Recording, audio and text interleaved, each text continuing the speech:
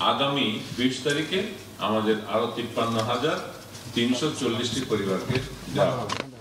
যে কোনো সময় দেশ ছেড়ে বিদেশে পালিয়ে যেতে পারেন সাবেক প্রধানমন্ত্রী শেখ হাসিনার সাবেক মুখ্য সচিব আহমেদ কাইকাউস। জানা গেছে তার কাছে বাংলাদেশের পাসপোর্ট ছাড়াও রয়েছে যুক্তরাষ্ট্রের পাসপোর্ট।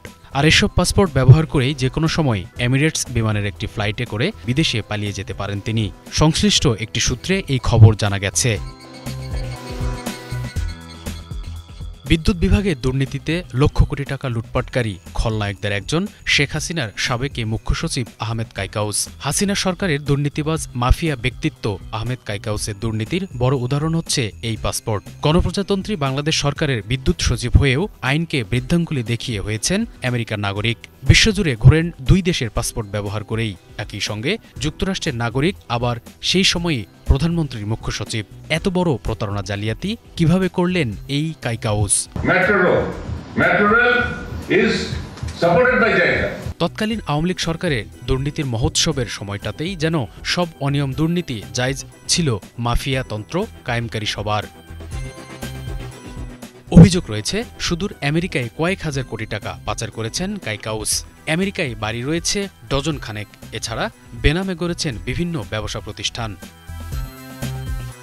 আরও অভিযোগ রয়েছে কাইকাউস তার সময়ে বিদ্যুৎ বিভাগকে লুটেপুটে খেয়েছেন।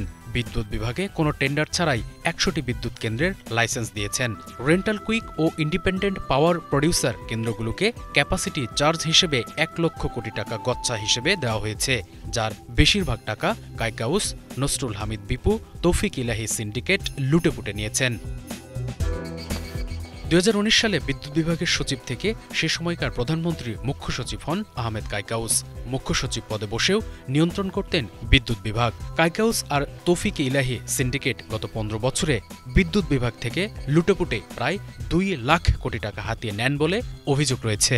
দুর্নীতির মাফিয়া আহমেদ কাইকাউস প্রধানমন্ত্রীর মুখ্য সচিব হয়েও এখানেও আইন ভেঙে জ্বালানি ও বিদ্যুৎ গবেষণা পরিষদের চেয়ারম্যান হন। একই সময়ে আইনের তোয়াক্কা না করে coal power generation company Bangladesh CPGCBL এরও চেয়ারম্যান হন।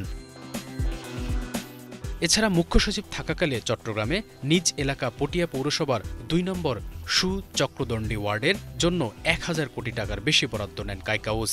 অথচ কোনো সংসদীয় আসনের নামেও এমন বরাদ্দ হয় না। দেশের ইতিহাসে ক্ষমতার ভয়ঙ্কর অপব্যবহার করে নিজের ছোট্ট ওয়ার্ডের নামে বরাদ্দ নিয়ে তার পুরোটাই লুটে নেন তিনি। এতে সহায়তা করে নিজেও 1000 কোটি টাকার মালিক বনে যান ওই ওয়ার্ডের কাউন্সিলর রূপক সেন। তৎকালীন ক্ষমতাসীন আওয়ামী লীগকে বিদ্যুৎ বিভাগ থেকে লাখ কোটি টাকা লুটেপুটে সাহায্য করার পুরস্কার হিসেবে আহমেদ কাইকাউসকে বিশ্বব্যাংকের বিকল্প নির্বাহী প্রদান করেন শেখ হাসিনা। 2024 সালের নির্বাচনের পর আওয়ামী লীগ সরকার গঠন করলে গুঞ্জন ওঠে দ্বিতীয় দফায় মন্ত্রী হচ্ছেন দেশের দুর্নীতির মাস্টারমাইন্ড আহমেদ কাইকাউস। কিন্তু বৈষম্য বিরোধী ছাত্র আন্দোলনে শেখ হাসিনা পালিয়ে গেলে আর মন্ত্রী হওয়া হয়নি আহমেদ কাইকাউসের। Banglavision news desk.